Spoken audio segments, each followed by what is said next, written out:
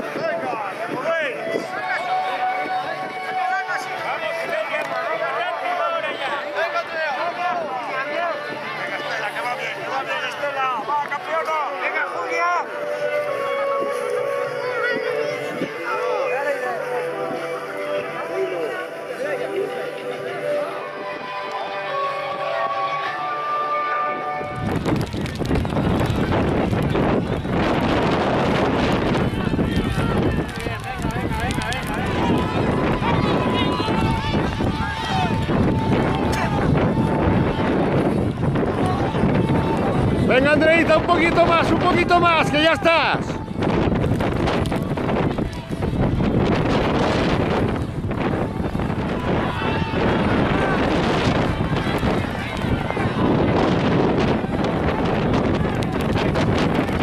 Erika, venga, venga, venga, vamos, vamos, vamos.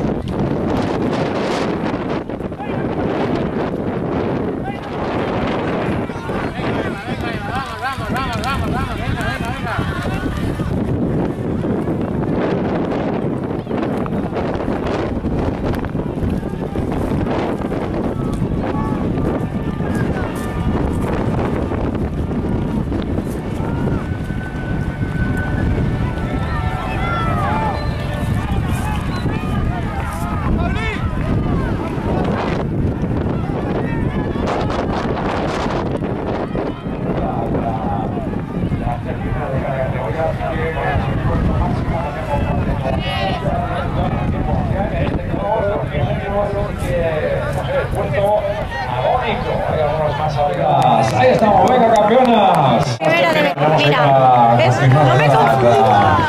La madre también la primera. Con ese esfuerzo máximo.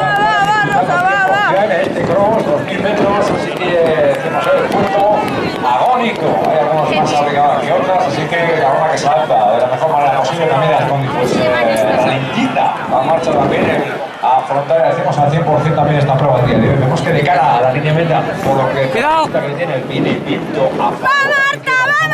El máximo es el sprint final para así que las tres primeras clasificadas, recordamos directamente al podio para comenzar con la ceremonia protocolaria.